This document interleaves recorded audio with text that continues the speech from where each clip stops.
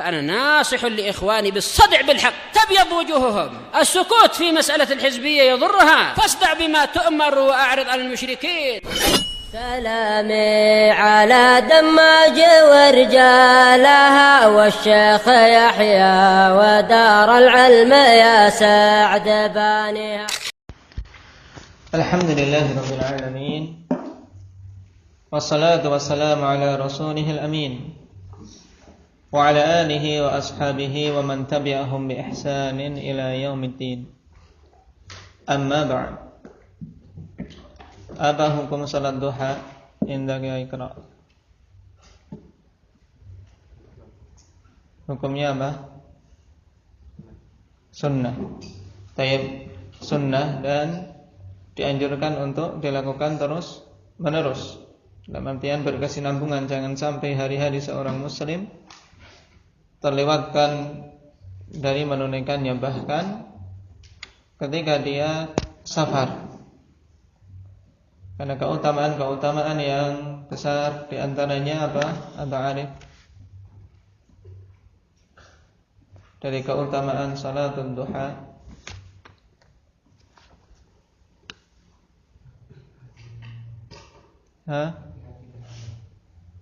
itu yang bagaimana?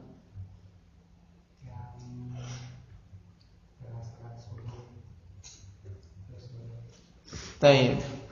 Nah, mendapatkan pahala seperti haji dan umrah, akan tapi ini untuk salat duha yang khusus. Dalam artian salat duha yang terpenuhi padanya beberapa kriteria, yaitu yang pertama dia salat subuh berjamaah, kemudian tetap berada di masjid sampai masuk waktu duha, dan baru melakukan salat 2 rakaat duha, yang sering diistilahkan dengan salat apa ini?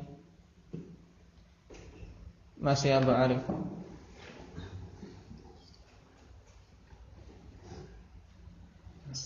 Salat duha, tapi di sana ada yang memberikan istilah lain. Salat apa Aba Ukasha? Salat isyraq. Nah, salatul isyraq.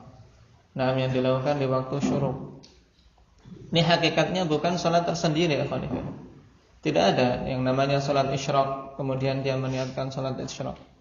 Tapi itu adalah salatul duha, sebagaimana diterangkan oleh para ulama, di antaranya Al-Allamah Ibnu Utsaimin dan yang lainnya. Jadi salatul isyraq, nah, itu adalah salat duha yang dilakukan di awal waktunya. Nah, di awal waktunya bagi seorang yang telah menunaikan salat subuh berjamaah, kemudian dia tetap berada di masjidnya sampai masuk waktu duha dan baru salat. Baik. Keutamaan yang lain apa, Mukasha?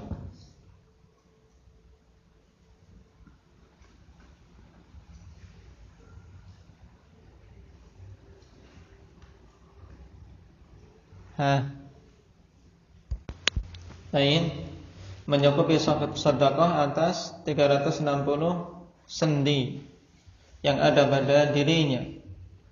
Nah, dalam setiap hari kita dituntut untuk bersedekah atas 360 sendi-sendi kita, Alhamdulillah. Sebagaimana dalam hadits Abi Dzar, juga dalam hadits Buraidah, yusbihu ala kulli sulama min ahadikum sedekah.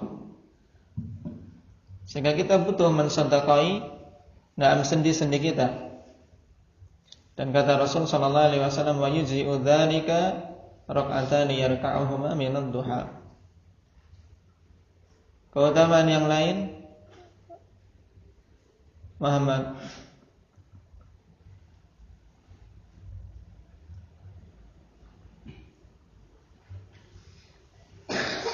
Aba Umar.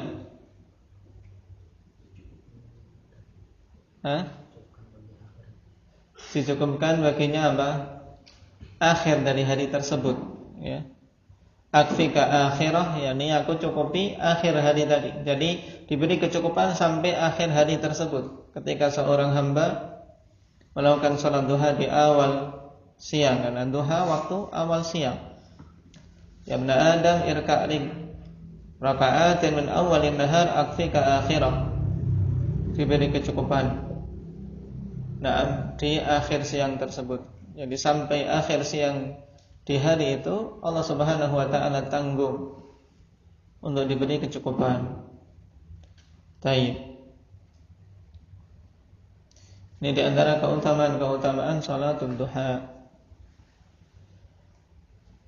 Lalu bagaimana kita menjawab hadits Aisyah radhiyallahu anha ketika ditanya tentang salat duha Rasulullah sallallahu alaihi wasallam dan beliau menjawab, "Ma ra'aitu Rasulullah sallallahu alaihi wasallam sabbaha subhatan duha." Aku tidak pernah melihat Rasulullah melakukan salat duha. Bagaimana menjawabnya?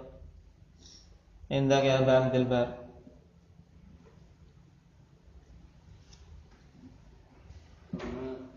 Dikhawatirkan akan menjadi wajib. Berarti yang dimaksudkan adalah kesinambungan Rasul sallallahu alaihi wasallam, yakni Rasulullah sallallahu alaihi wasallam tidak melakukan salat duha ini kesinambungan, dalam artian tidak terus-menerus setiap harinya.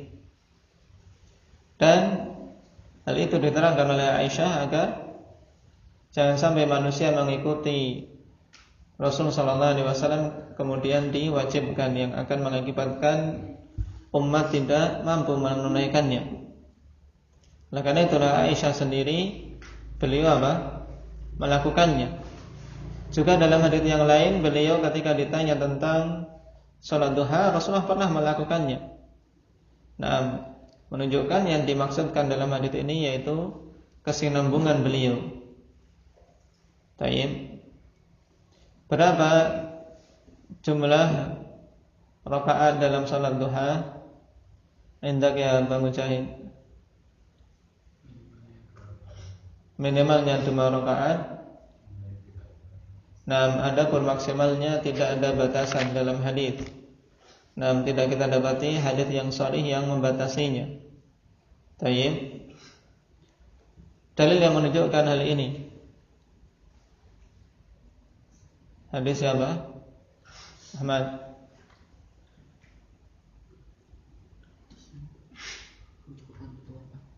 Nah, yang menunjukkan tidak ada batasan.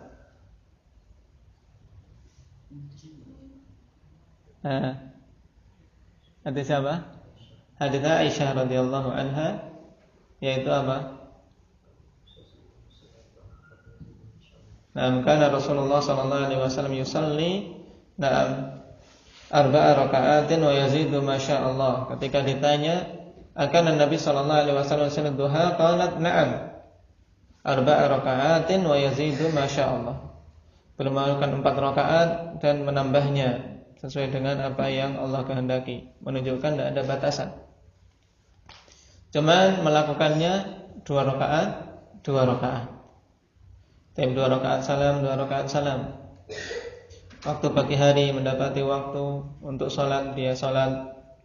Kemudian nanti bekerja, waktu istirahat dia memiliki waktu luang, mampu untuk sholat, maka lakukan sholat khair. Dan waktunya sampai kapan? Waktu sholat duha, Ridwan. Akhir waktu sholat duha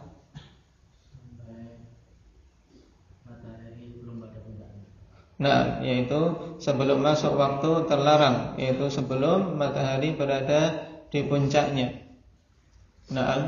Berarti sekitar 20 menit atau 15 menit sebelum zawal, sebelum masuk waktu zuhur. Baik. Sekarang kita masuk pada salat sunnah berikutnya, yaitu salat istikharah.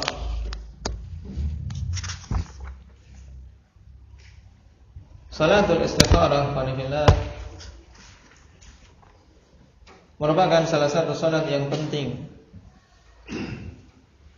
Bahkan Rasulullah sallallahu alaihi wasallam mengajarkan kepada para sahabat tentang doanya, sebagaimana beliau mengajarkan ayat-ayat dalam Al-Quran.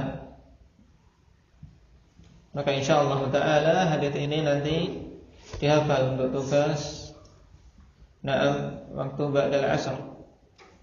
karena mungkin Anda mau keluar ini. Nah, jadi pada asar nanti tugasnya menghafal doa istikharah, sehingga tidak ada uzur yang tidak hafal. Nah, doa istikharah dalam hadits Jabir bin Abdullah radhiyallahu anhu.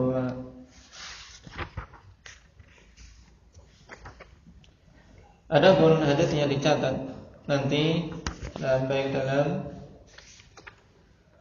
sumber aslinya yaitu dalam Sahih Bukhari maupun dalam kitab-kitab yang lain.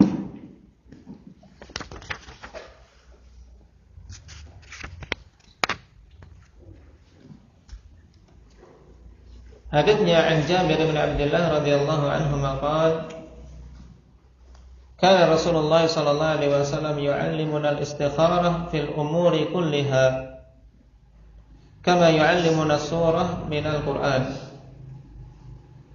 Adalah dulu Rasulullah sallallahu alaihi wasallam mengajarkan kepada kami istikharah pada semua perkara. Baik. Yaitu mana istikharah apa ikhwan fillah, yaitu meminta pilihan dari Allah Subhanahu wa taala. Baik, talabut takhir. Meminta agar Allah Subhanahu wa taala pilihkan bagi kita perkara yang akan kita lakukan ini yang bagus mana. Dan ini perkara yang penting yang dulu para salaf ikhwani fillah mereka senantiasa mengamalkannya, karena memang seorang hidup di dunia ini yang diinginkan adalah kebaikan. Dan terkadang seorang tidak tahu apakah suatu perkara itu baik untuk dunia dia dan akhirat dia ataukah tidak. Misalnya dalam perkara menikah, karena kita tidak kenal hakikat seseorang. Ketika seorang menikah dengan fulanah misalnya, apakah dia itu baik untukku, untuk duniaku, untuk agamaku, untuk akhiratku atau tidak. Yang tahu hal tersebut hanya Allah Subhanahu wa taala. Kita hanya berusaha, dan di antara bentuk usahanya agar Allah pilihkan bagi kita yang terbaik dengan istikharah. Ketika seorang mau pergi, apa yang akan terjadi berikutnya kita sama tidak tahu. Oleh karena itulah disunnahkan istikharah antara dia pergi atau tidak misalnya. Jadi istikharah penting. Oleh karena itulah di antara perkataan para salaf, manadima man istakharallah, tidak akan menyesal. Tidak menyesal orang yang meminta kepada Allah agar dipilihkan untuknya perkara yang mau dia lakukan. Tidak akan menyesal, karena kalau seorang sudah istikharah kemudian dia melangkah, seandainya ternyata menemukan ujian di tengah jalan, dia yakin ini ujian dari Allah, tidak akan menyesal. Kenapa? Tadi saya lakukan begini-begini. Kenapa tadi saya pergi? Kenapa aku menikah dengan orang ini? Kalau sudah istikharah, dia tidak akan menyesal. Karena yakin bahwasanya Allah Subhanahu wa taala telah pilihkan hal itu untuknya, dan kalau memang muncul ujian di tengah jalan, ya dia yakin itu ujian dari Allah, sehingga tidak akan menyesali apa-apa yang telah dia perbuat. Tayyib.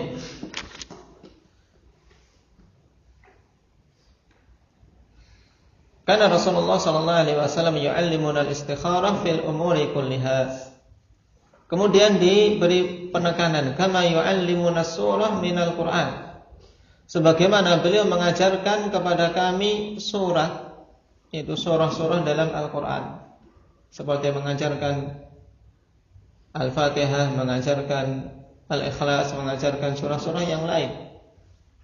Ini tentunya penekanan dari Jabir bin Abdullah tentang bagaimana semangat Rasulullah dalam mengajarkan hal ini. Oleh karena itulah jangan sampai kita luput dari menghafal apa yang diajarkan oleh Rasul sallallahu alaihi wasallam kepada para sahabat berhubungan dengan masalah istikharah. Yaqul, beliau mengatakan, idza hamma ahadukum bil amri falyarka rak'ataini min ghairil fardhah. Apabila salah seorang di antara kalian memiliki ham, yaitu berhasrat untuk suatu perkara, yaitu keinginan untuk melakukan suatu perkara, maka hendaknya melakukan salat 2 rakaat min ghairil fardhah, yang salat ini bukan termasuk salat fardu, tapi salat sunnah. Tsumma yaqul, kemudian hendaknya dia mengatakan, Allahumma inni astakhiruka bi'ilmik wa astaqdiruka biqudratik wa as'aluka min fadlikal azim. Ya Allah, sungguhnya aku meminta pilihan kepadamu dengan ilmumu yang maha luas, karena Allah mengetahui apa yang akan terjadi, baik buruknya Allah tahu. Maka kita meminta pilihan kepada Allah, Zat yang maha berilmu tersebut. Wa astaqdiruka biqudratik, dan aku meminta kemampuan. Meminta kemampuan untuk melakukan apa-apa yang diinginkan tersebut. Wa as'aluka min fadlikal azim, dan aku meminta kepadamu dari keutamaanmu yang agung. Fa innaka taqdir wa la aqdir wa ta'lamu wa la a'lam. Karena sungguhnya engkau itu zat yang menetapkan, sedangkan aku tidak menetapkan. Jadi yang menetapkan itu Allah. Sedangkan kita alhamdulillah menjalani saja dan menempuh sebab yang disyariatkan. Wa ta'lamu wa la a'lam, dan engkau mengetahui sedangkan aku tidak mengetahui. Wa anta 'allamul ghuyub, dan engkau adalah 'allamul ghuyub, zat yang maha mengetahui perkara-perkara yang ghaib. Baik. Dan di antara perkara ghaib adalah perkara yang akan terjadi esok. Dalilnya apa? Bahwasanya perkara yang akan terjadi esok masuk dalam cakupan ilmu ghaib.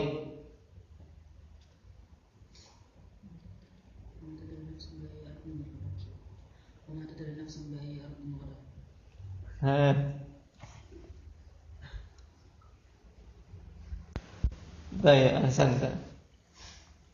Mama tadri nafsun bi ayyi ardin tamut. Ya, mama tadri nafsun madza taksibu ghada. Jiwa itu tidak akan tahu baik di negeri mana, di bumi mana dia akan mati. Baik. Dan tidak ada yang tahu apa yang akan dia lakukan esok. Ini termasuk dalam cakupan ilmu ghaib Allah Subhanahu wa taala.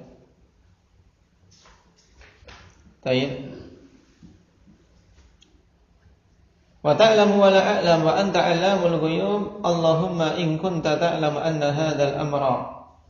Ya Allah, apabila engkau mengetahui bahwasanya perkara ini, kemudian menyebutkan hajatnya,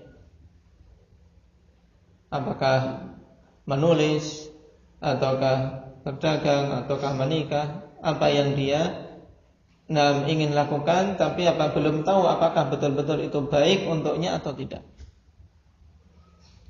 Baik, maka dalam doa ini dia katakan, Allahumma in kunta ta'lamu anna hadzal amra khairul li fi dini wa ma'ashi wa aqibatu amri. Baik untukku ya pada dunia, pada agamaku, pada penghidupanku, dan pada akibatu amri, yaitu akhir dari perkaraku. Karena orang ikhwanillah, perkara ini yang diharapkan dalam semua tindak tanduknya, ya ingin apa yang dia lakukan bagus untuk agamanya, tidak menjadikan agamanya cacat atau rusak. Seorang ingin berpindah tempat, seorang ingin membeli rumah atau yang lain, butuh ikhwanillah. Apakah ketika aku tinggal di tempat tersebut nanti agamaku bisa tetap terjaga, ataukah karena lingkungan yang buruk agamanya bisa ternoda, bisa rusak dan seterusnya. Juga bagi pekerjaanku, bagi kehidupanku dan seterusnya. Khairul li fi dini wa ma'ashi wa aqibatu amri. Aw qala ajilihi wa ajilihi. Ini syak dari rawi, nanti kalau berdoa ikhwan fillah tidak perlu kemudian berdoa qala na'am ajilihi wa ajili. Tidak perlu tinggal dipilih salah satunya. Maksudnya apakah ini bagus untuk na'am perkaraku dalam waktu dekat dan dalam waktu yang akan datang. Kalau bagus faqdurhuni wa yassirhuni, maka tetapkanlah perkara itu untukku dan mudahkanlah bagiku. Nah, tsumma barik li fihi, lihat, kemudian berkailah aku pada perkara tersebut. Minta kemudahan, kemudian minta keberkahan. Doa yang sangat bagus. Wa in kunta ta'lamu anna hadzal amra syarrun li fi dini wa ma'ashi wa aqibatu amri aw qala ajilihi wa ajilihi fasrifhu anni wasrifni anhu. Dan bila engkau tahu bahwasanya perkara ini jelek bagiku pada agamaku, pada kehidupanku dan pada akibat perkaraku ini, baik untuk jangka waktu dekat maupun jangka waktu yang lama yang akan datang, maka fasrifhu anni, palingkanlah perkara itu dariku.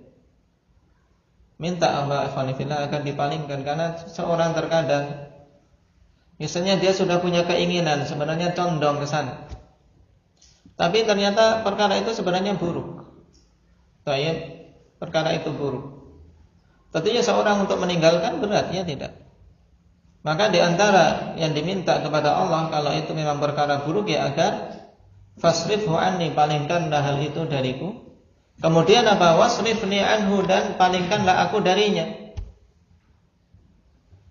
Nah, misalnya seorang ingin menikah seseorang, dia sudah pengen, sudah kenal, tapi sebenarnya tidak bagus, akhlaknya buruk misalnya. Ya, palingkanlah aku darinya dan palingkanlah dia dariku. Jangan sampai dia sudah nak membatalkan tapi tetap hatinya pengen aja. Ini tidak betul. Jadi dalam hadis ini juga seorang meminta dari dua pihak, dari dua hal, yaitu agar dipalingkan dirinya dari perkara yang memang jelek itu, dan agar perkara itu juga dipalingkan darinya. Jadi dia sendiri hatinya lega, tidak berat, ringan untuk meninggalkannya, dan perkara itu pun tidak menggodanya untuk terus-menerus diambil. Kemudian waqdur lil khaira haitsu kana tsumma ardini bi, dan takdirkanlah untukku kebaikan, yaitu tetapkanlah untukku kebaikan, bagaimanapun itu, kemudian ridhoilah aku dengan perkara tersebut, atau tsumma ardini bi, kemudian jadikanlah aku ridho dengan perkara itu.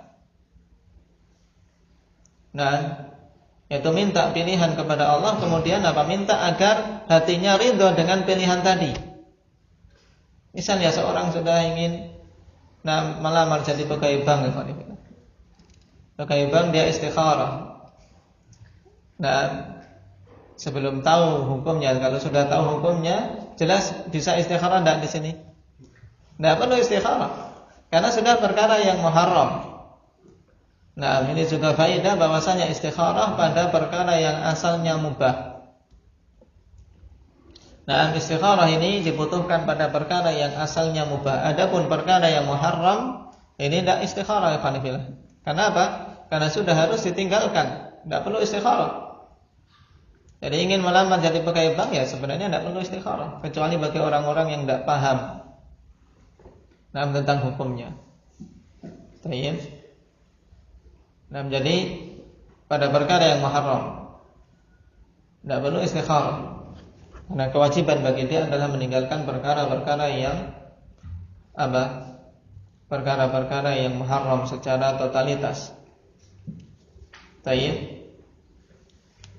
Jadi istikharah berlaku pada perkara-perkara yang ingin dia lakukan yang asalnya mubah. Ingin berdagang, ingin membuka kedai, atau ingin menikah, atau ingin melakukan sesuatu, bepergian, atau berpindah rumah dan seterusnya.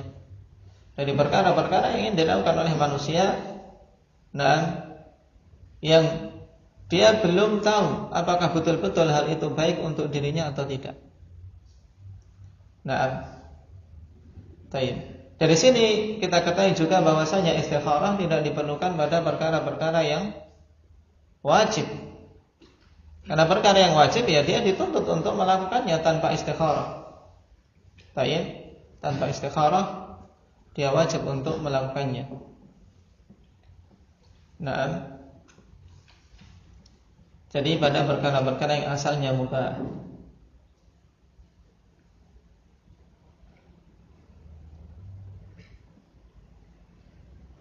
Kemudian pada perkara-perkara yang asalnya masyru', baik itu mustahab, apabila dia bingung mana yang dikedepankan,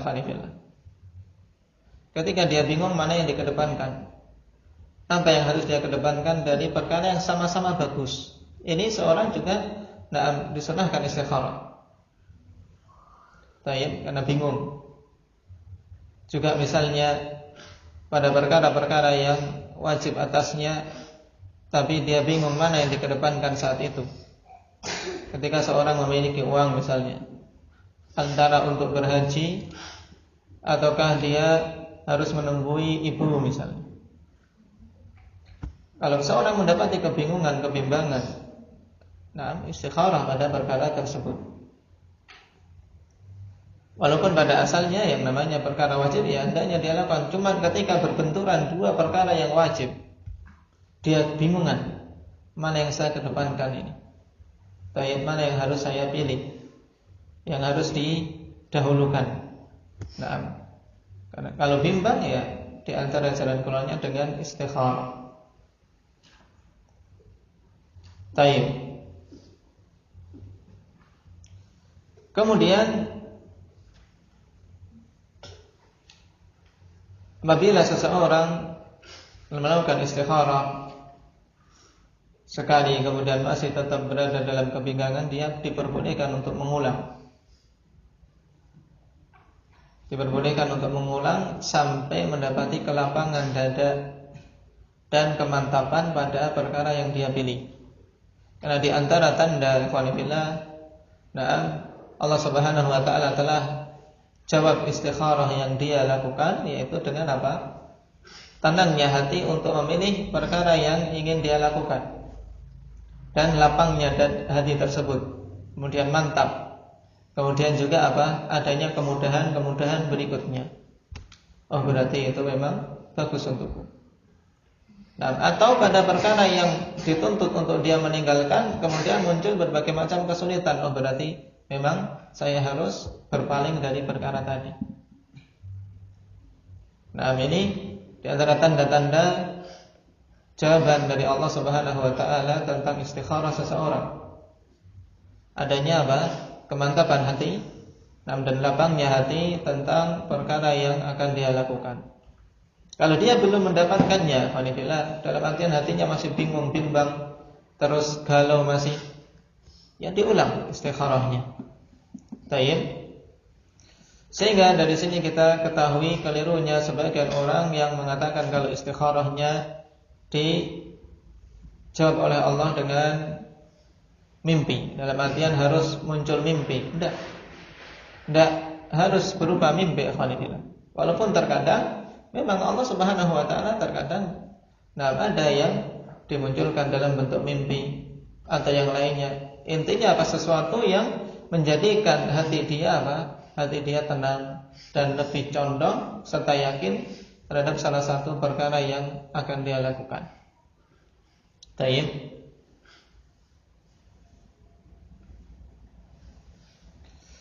Perkara berikutnya berhubungan dengan istikharah. Salat ini afanifillah, salat tersendiri. Oleh karena itulah tidak bisa kemudian seseorang ingin istikharah, tapi tadi ketika di awal salat misalnya dia berniat salat duha, kemudian dia berdoa dengan doa istikharah, tidak. Baik, karena Rasulullah sallallahu alaihi wasallam mengatakan falyarka' rak'atain. Kemudian di awalnya idza hamma ahadukum bil amr, menunjukkan ini salat tersendiri. Adapun doanya dibaca apakah sebelum salam atau setelah salam, ini khilaf di kalangan para ulama.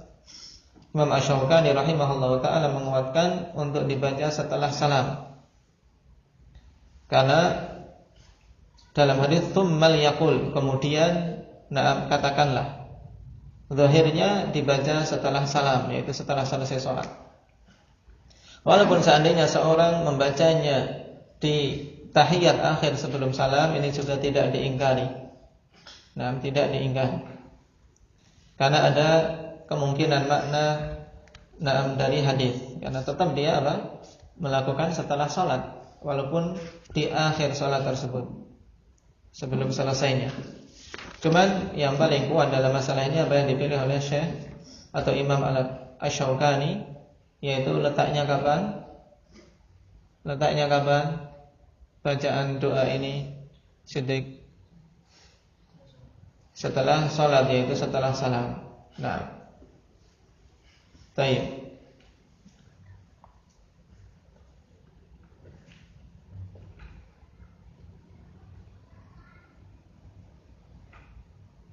Kemudian juga perkara penting yang berhubungan dengan istikharah, hendaknya jangan sampai ketika dia meminta pilihan kepada Allah, dia kaitkan dengan hawa nafsunya. Dalam artian dia sudah punya kecondongan, dia hawa nafsunya menuntut salah satu perkara yang dia inginkan tadi. Akhirnya tetap saja dia pikirkan itu. Ini tidak betul. Tapi kosongkan. Betul-betul dia minta petunjuk pada Allah, minta dipilihkan kepada Allah mana yang terbaik. Kemudian dia lihat kecondongan hatinya kemana. Maka jangan diperhatikan kecondongan hati sebelum istikharah. Tapi hendaknya dia betul-betul yang dijadikan patokan adalah setelah istikharah tersebut, kemana hati itu mengarah. Baik. Dan tentunya butuh kejujuran di sini. Butuh kejujuran dalam meminta kepada Allah Subhanahu wa ta'ala, bukan sekedar dia mengucapkan doa-doa tadi tanpa ada kejujuran dan juga harapan yang kuat kepada Allah Subhanahu wa ta'ala. Baik. Dan waktunya ikhwanillah kapan? Waktunya ya ketika seseorang membutuhkannya. Baik. Ini tidak terkait dengan waktu, baik di malam maupun di siang hari, kapan saja seorang memiliki suatu ham, yaitu suatu keinginan terhadap perkara yang dia lakukan dan butuh petunjuk dari Allah, ya lakukan salat. Yaitu salatun istikharah. Barakallahu fiikum, naktabi bihadza. Tugasnya dihafal ikhwanillah doa ini. Yang tidak menghafal atau belum hafal berdiri nanti. Karena waktunya panjang, ba'da asar tayyib digunakan untuk menghafal. Juga yang belum menghafal tentang sholatul duha disusul. Siddiq, Mukasha. Tayyib tentang sholat duha pendek-pendek aja. Naktabi bihadza subhanakallah.